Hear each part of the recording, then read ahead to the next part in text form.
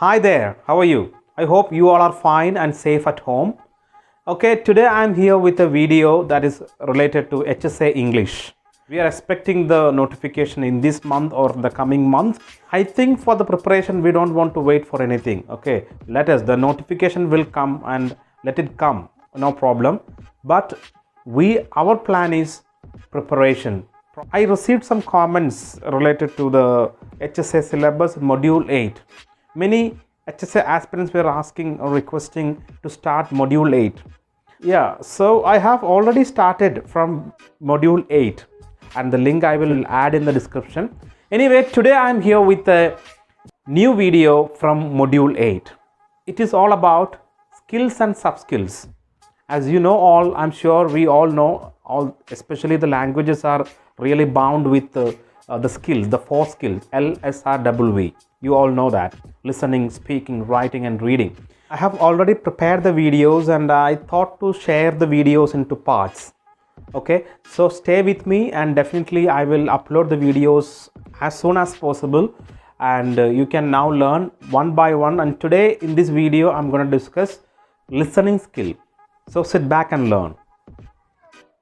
Hello dear English teachers. As you know, all the languages like English, Malayalam, Telugu, whatever it is, we are focusing the 4 skills that we in shortened acronyms of listening skill, speaking skill, reading skill, writing skill. It is LSRWV. So just keep in your mind, listening skill, speaking skill, reading skill, writing skill. These are the 4 skills we need to focus. As an English teacher, while teaching, and definitely in the concept in the module, I'm talking about the unit in a text.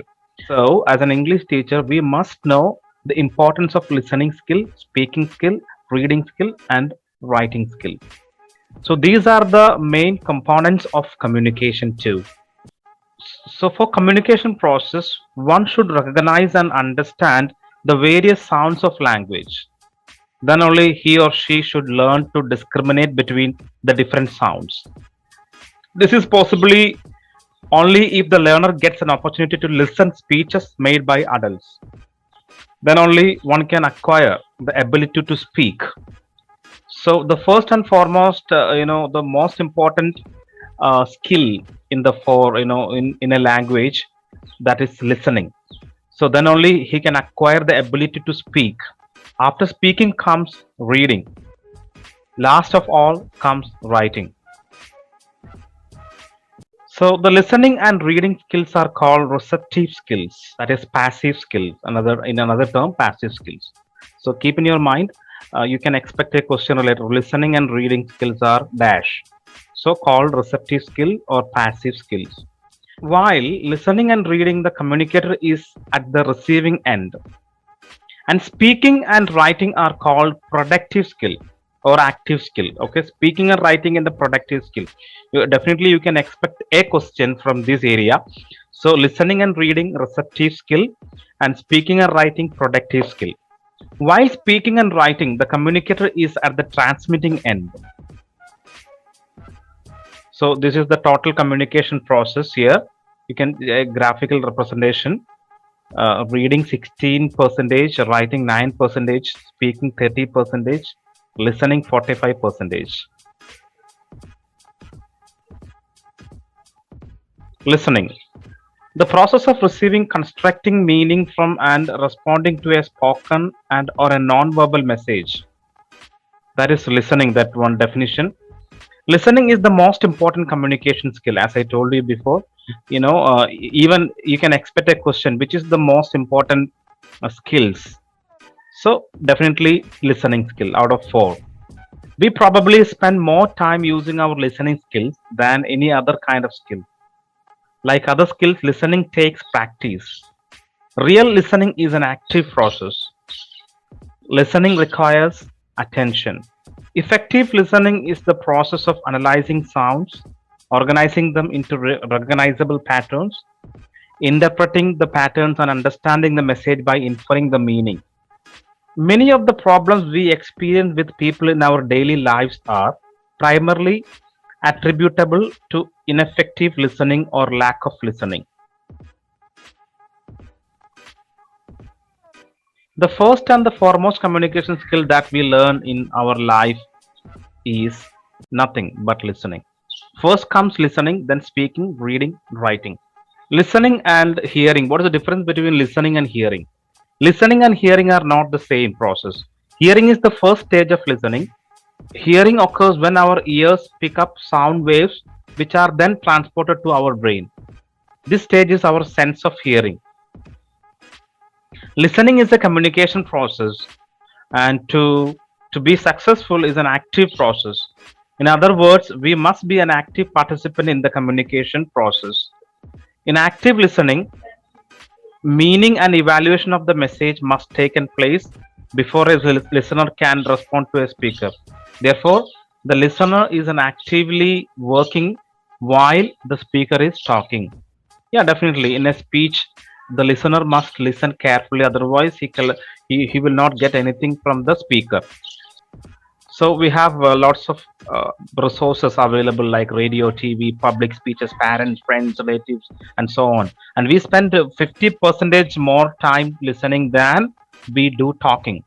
Listening is as natural as breathing. It's like automatic. Listening is critical to effective communication. Effective communication is the lifeline of all good relationships. Poor listenings may lead to the misunderstanding and arguments among people, as you know it very well. And the importance of listening skill again very clearly reflected here. Okay, we go with the objectives of listening. Mainly, we are listening like a lecture. We are listening a music. Basically, the main purpose, we are just pointing some purposes here.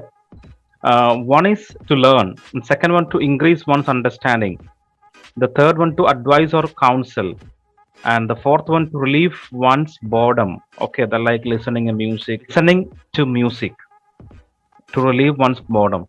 Real listening has three basic steps.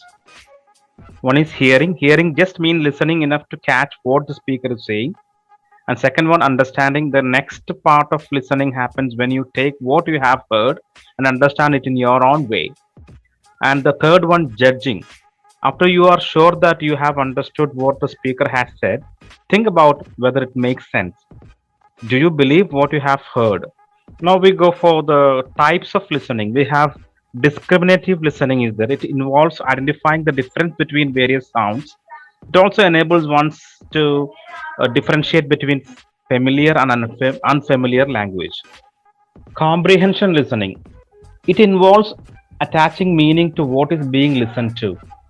It may also include comprehending the non-verbal messages being conveyed by the speaker. Evaluative listening. It involves evaluating and analyzing the message being received. It involves judging the acceptability of what is said depending on how logical one finds it to be. The next one is attentive listening.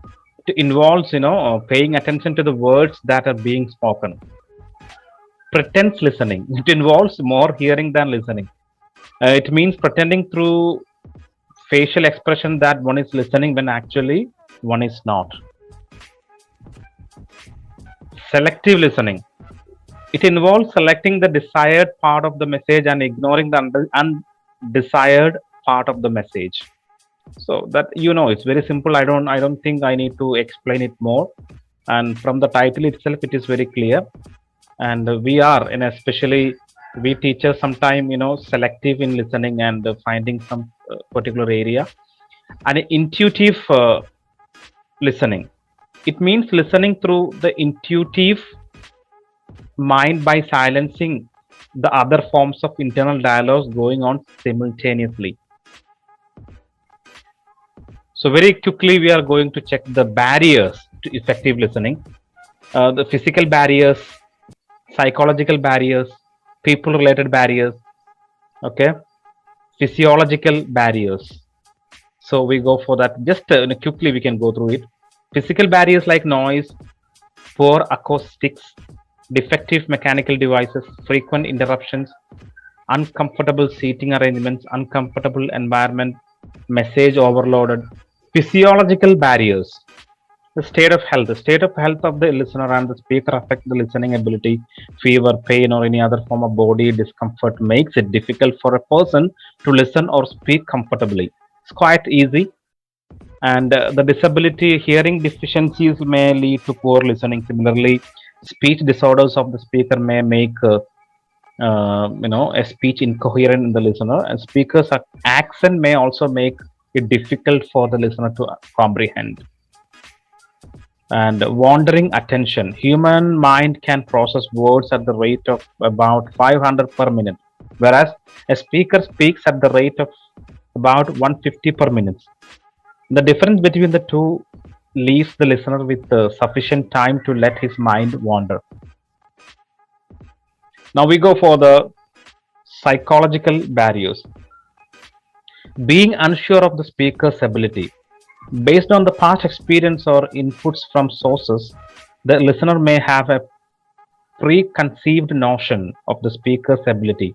He may perceive the speaker to not be well informed or to be lacking in depth and ability. Hence, the listener will not listen to what the speaker has to say.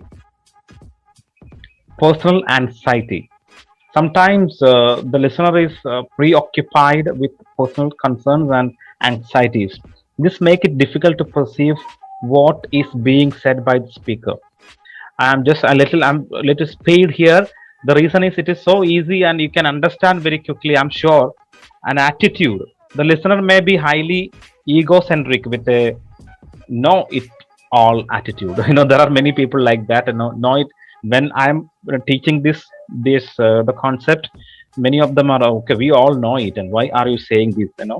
There are many people like that kind of attitude. Even I have the same attitude. Whenever I see something, I'm very particular about the topic.